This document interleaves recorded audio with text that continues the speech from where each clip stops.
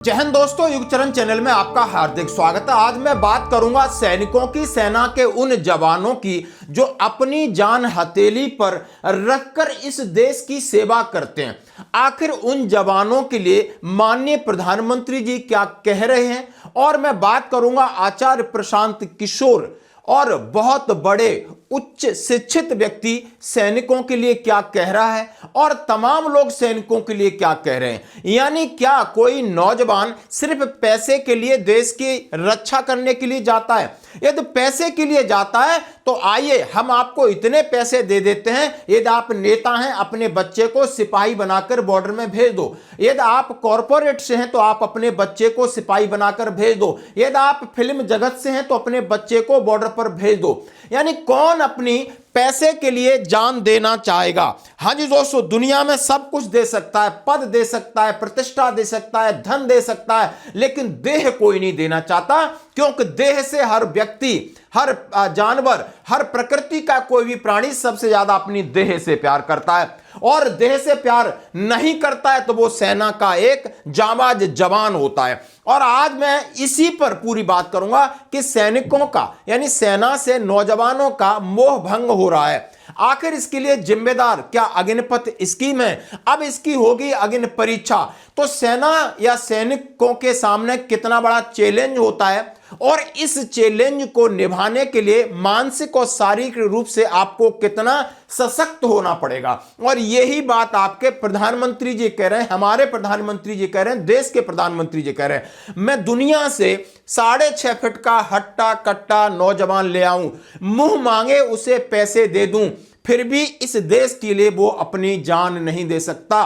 दुनिया से 6.5 फीट के हट्टे कट्टे जवानों को लाके मैं खड़ा कर दूंगा और कहूंगा आपको पैसे बहुत दूंगा, लड़ लो। क्या वो आपकी तरह मरने के लिए तैयार होंगे? क्या आपकी तरह वो जान लगा देंगे? जो ताकत आपका भारतीय होने में है, जो ताकत आपका जीवन भारत की मिट्टी से जिस प्रकार से जुड़ा हुआ है, वैसे ही हमारा हर औजार, हमारा हर शस्त्र, हमारा हर पुर्जा जैसे जैसे भारतीय होता जाएगा, हमारी ताकत को 4 चांद लग जाएंगे। जान देने वाला सैनिक भारतीय हो सकता है, भारत की मिट्टी से बना हो सकता है। यह बात आपको पता है, माननीय देश के प्रधानमंत्री जी को पता है, आम आदमी को पता नहीं है, बहुत सारे नेताओं को पता नहीं है। यही बात आज बताने के लिए मैं युगचरण चैनल के माध्यम से, यानी सबको बताना चाहता हूं। यदि आप सैनिक हैं, पूर्व सैनिक हैं, कर्मचारी हैं, ब्यूरोक्रेट्स हैं, आम नौजवान हैं, आपको सुनना होगा।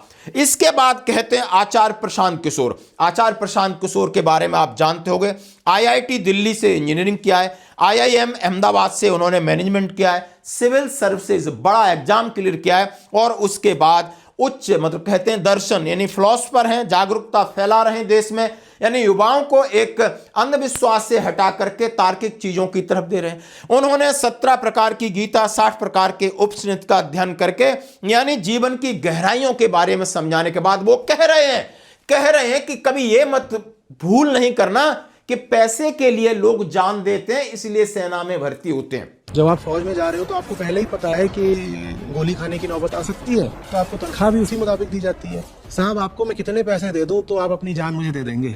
आप कह रहे हैं कि एक छोटी सी तनख्वाह की खातिर सैनिक अगर सीमा पर गोली खा रहा है तो इसमें विशेष बात क्या है? ठीक। और सैनिक को कितनी तनख्वाह मिलती है? लाखों करोड़ों तो मिलते नहीं, साधारण सी उसकी तनख्वाह। आप कह रहे हैं कि उसने सीमा पे गोली खाई है तो क्या हुआ, वो पैसे भी तो लेता था। तो मैं कह रहा हूँ पैसे जितने सैनिक को मिलते थे मैं उससे आपको 10 गुने दिए देता हूँ। कहिए आप देंगे मुझे अपनी जान? अच्छा मुझे मत दीजिए, आप सीमा पर भी जान देंगे अपनी? आप तब भी नहीं देना चाहेंगे। तो लोग कहते नहीं हम नहीं देंगे, पर सैनिक भी कौन सा जानते पूछते देता है? वो कौन सा मरना चाहता था, वो तो गोली लग गई। नहीं, ऐसा नहीं होता है। उसे पता होता है कि वो जो काम कर रहा है, जिस मिशन में जा रहा है, जिस अभियान पर निकला है, उसमें निश्चित रूप से खतरा है। आप कितने भी तर्क दे लें, थोड़ा अगर आप सद्बुद्धि लगाएंगे तो आपको मानना पड़ेगा कि आदमी का जो गहरे से गहरा तादाद में होता है, वो होता तो शरीर से ही है ना। और जो आदमी ऐसा पेशा चुने जिसमें शरीर को ही गंवाने का खतरा हो, उस आदमी को कुछ तो मूल्य मिलना चाहिए। किसी के लिए भी और कुछ खोना फिर भी आसान है, शरीर खोना सबसे मुश्किल और सबसे ज्यादा कलेजे का, सबसे ज्यादा वीरता का काम है।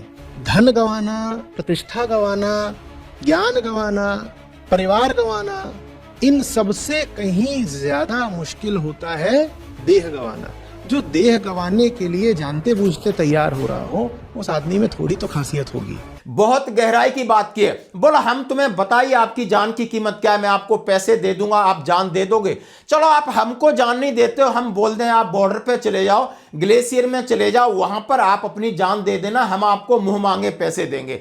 कोई नहीं जाएगा, कोई नहीं जाएगा।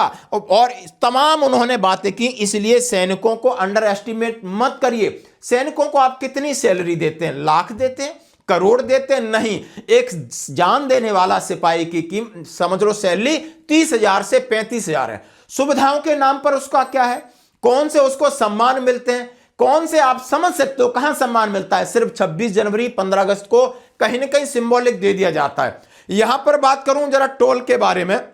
माननीय टोल मंत्री मैं कहूं या गडकरी जी कहूं, रोड परिवहन मंत्री जी कहूं, नेताओं को टोल के ऊपर सवाल पूछा जाता है कि इनको कौन से पंख लगे हैं, और इनके काफले के काफले चले जाते हैं और वहां पर सेना के जवान जिनके लिए टोल फ्री था वो भी आप रेस्पेक्ट के नाम नहीं दे सकते। क्या आपका बच्चा देश की सेवा के लिए जाएगा? नहीं जाएगा। सेना का जवान यानी जो सेना के अंदर अब वो जवान है, वो कौन जाता है और कौन आगे जाएगा, ये गंभीर विषय है। क्योंकि सेना के अंदर डिफिशियंसी हो रही है जवानों की। सिख रेजिमेंट हैं, गोरखा रेजिमेंट हैं, जो प्योर कास्ट की रेजिमेंट हैं, क्योंकि युवाओं का मोह भंग हो गया। एक तो अग्निपथ योजना और लगातार सैनिकों के साथ जिस तरीके से आप दुर्व्यवहार करते जा रहे हो, यह भी एक बड़ा मुद्दा है। अग्निपथ योजना के ऊपर आने से पहले आज आपसे सवाल पूछूंगा, क्या नेता का बेटा या नेता का पोता कभी देश की रक्षा के लिए सेना में भर्ती होगा? कहीं भी भर्ती होगा? आप सिपाही बन के भर्ती होगा? नहीं होगा। क्या किसी ब्यूरोक्रेट्स का होगा सिपाही बन के? नहीं होगा। क्या किसी क्रिकेटर का होगा, व्यापारी का होगा, यानी किसी का होगा? यानी यहां तक किसी दूसरे सिविल सर्विसेज जो घर में अच्छा खाते पीते हैं वो नहीं जाएंगे। लेकिन ऐसा नहीं है कि जो खाते पीते ही लोग नहीं जाते। बिल्कुल सैनिकों के बच्चे जाते हैं, सूबेदार मेजरों के बच्चे जाते हैं, सूबेदार के बच्चे जाते हैं, केवी में पढ़े बच्चे जाते हैं, आर्मी स्कूल में जाते हैं। क्यों? वो इसलिए जाते हैं कि उन्हें मान सम्मान स्वाभिमान से रहना आता है, और देश की मान सम्मान स्वाभिमान का जो खून है, जो डीएनए है, उनको फौज में मिला है। क्योंकि फौज के हॉस्पिटल में पैदा हुए हैं, वो फौज के माहौल को ही सबसे अच्छा समझते हैं। यहां झूठ नहीं है, भ्रष्टाचार नहीं है, तो एक शुद्ध साफ माहौल में उन्हें सांस लेने की आदत है। उन्हें देशभक्ति सिखाई जाती है, उनके पिता में देशभक्ति है, उनके दादा में देशभक्ति है। तो एक जनरेशन है जो लगातार जा रही है। आज ये जनरेशन मुंह मोड़ रही है, आज ये जनरेशन कहीं न कहीं व्यथित है। आज कौन देश की यानी इतनी बड़ी सीमाओं की रक्षा करेगा? कौन आपको प्राकृतिक आपदा से बचाएगा? बड़ा सवाल है। और बड़ा सवाल है, इसके साथ साथ कसौटी पे कसी जाएगी आपकी अग्निपथ योजना, यानी अब होगी अग्निपथ योजना की अग्नि परीक्षा।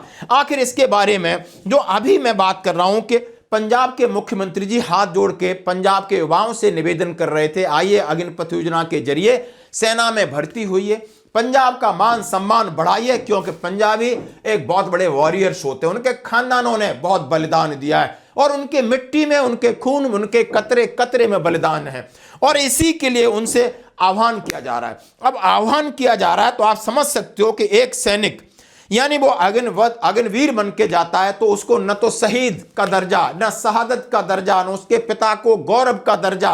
पहले कहीं सड़कें बनती थी, यानी उनके लिए शहीद स्मारक पार्क बनते थे, लोग आके आते थे, उनकी आर्थिक मदद करते थे, सम्मान मिलता था। लेकिन आपने सारा कुछ छीन लिया। फिर क्यों जाएगा? फिर क्यों जाएगा? फिर क्यों आपको हाथ जोड़ने पड़ रहे हैं युवाओं को? नहीं, बहुत सारे कारण दिए। आइए इसी के ऊपर बात करते हैं।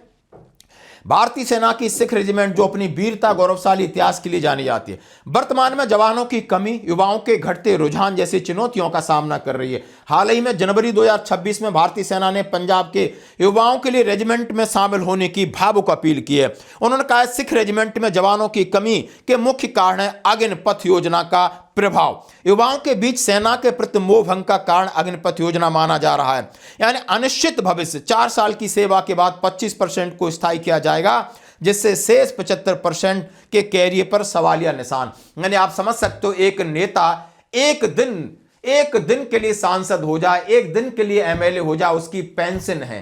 यानी इतना बड़ा वो देशभक्त है, और ये 4 साल यहां घसीटता रहे, सब कुछ करता रहे, और उसे 4 साल बाद निकाल दो। उसका कैरियर कोलैप्स कर रहा है, फिर उसके बाद पता नहीं वो कहां जाएगा। कौन रिस्क लेगा? कौन रिस्क लेगा भाई? कौन रिस्क लेगा? और वहां पर स्कीम बनाने वाले ये नेता हैं। कितनी बेशर्मी है, कितना बड़ा डिस्क्रिमिनेशन है, कितना बड़ा सोच का अभाव है, और देशभक्ति में आप देख सकते हो कितना बड़ा अंतर है। ये लग रहा है आपको? यानी वो नेता एक दिन रहने के बाद तनख्वाह लेता है, जीवन भर पेंशन लेता है, और ये 4 साल बाद इसको भगा दिया जाएगा। न ग्रेचुटी, न कम्यूटेशन, न पेंशन, न कोई एक्स-सर्विसमैन का दर्जा। फिर मजाक बना रखा है। इसीलिए कहते हैं कि सेना के अंदर सैनिक बनकर राष्ट्र की सेवा देशभक्ति में नहीं जुड़ रही है। और जब हमारे चीफ ऑफ आर्मी स्टाफ क्या कह रहे हैं, यदि देश में सैनिक बन के आना है तो आपको मेंटली और शारीरिक मजबूत होना है। ना ये बिजनेस का जरिया है, ना ये उसका जरिया है, यहां तो सेक्रीफाइस का जरिया है। जब इतने लोग ये बात कह रहे हैं, माननीय प्रधानमंत्री जी भी ये बात कह रहे हैं, और फिर बीच में से आपने ये बीच में ऐसा एक चीज डाल दी जिसको लेकर सेना खुद असमंजस में है, और उसके दुष्परिणाम आपको देखने को मिल रहे हैं। पेंशन लाभों की कमी, नियमित भर्ती की तुलना में पेंशन, कैंटीन, मेडिकल सुविधाओं का न होना पंजाब के पारंपरिक फौजी परिवारों को हतोत्साहित करता है। बिल्कुल आप देख सकते हो, विदेश की तरफ उनका पलायन हो गया है। पंजाब के युवा चाहते हैं कि वो युवा एक स्टडी वीजा लेकर के विदेश चले जाएं। कुछ नशे की बात कह रहे हैं, नशा तो हर जगह। सेना की भर्ती के लिए कड़े शारीरिक मापदंड होते हैं, नशे के कारण कई युवा नहीं हो पाते हैं। मुख्यमंत्री भगवंत मान और सेना के अधिकारियों ने एक वजह बताई जिसके कारण लोग नहीं जा रहे। सामाजिक और आर्थिक बदलाव, ये बहुत बड़ी चीज है। सामाजिक और आर्थिक बदलाव और पहचान का संकट, कई ऐसे कारण हैं जहां पर लोगों का मोह भंग हो रहा है। यदि सेना सिर्फ जीविका का माध्यम है तो फिर जीविका तो और कई फील्ड हैं वहां पर जाएगी। सेना एक इस तरीके से जहां पर मोटिवेशन, मोराल, उनके पीछे पूरा समाज खड़ा हो जाए, वो बहादुर जाएं ताकि उन्हें पैसे की कमी न हो, सम्मान की कमी न हो, और उनकी हर जगह रेस्पेक्ट हो। तो ये लगातार कहीं ना कहीं कम होती जा रही है, इसलिए रुझान कम हो रहा है। अब बड़ा सवाल आता है, आप देख सकते हो अग्निपथ स्कीम की इस साल होगी अग्नि परीक्षा, कितनों को मिलेगा रोजगार, जाने सब कुछ। अब बड़ा सवाल है, जैसे आपने देखा होगा अभी इसका शुरुआत हो चुकी है कि बहुत सारे अग्निवीर हैं वो 4 साल अपना कंप्लीट करेंगे लगभग, और वो अपना फेस आउट होंगे, उसमें 25% रखे जाएंगे। 75% को क्या जॉब मिलता है, तमाम जैसी असमंजस की स्थिति है। यानी बात सवाल आती है, मैं आपसे सवाल पूछ रहा हूं, क्या अग्निपथ स्कीम इसके लिए जिम्मेदार है या दूसरे और अन्य कारण भी जिम्मेदार हैं? क्या सेना के सैनिकों का सम्मान और सैनिकों के बार बार सवाल, सैनिकों पर खर्च होने वाले पैसे को आर्थिक बोझ, तमाम ऐसी चीजें हैं जो सरकार की तरफ से आपको देखा होगा, डिसेबिलिटी पेंशन को लेकर हो, टैक्स लगाने को हो, टोल में छूट न देना हो, अग्निपथ स्कीम का लाना हो, तमाम ऐसी चीजें आपने देखा होगा। वन पेंशन की स्कीम का इंप्लीमेंटेशन के बाद आपने हाल देखा होगा। तो आपकी क्या है प्रतिक्रिया इसके ऊपर? जरूर दें जवाब। धन्यवाद।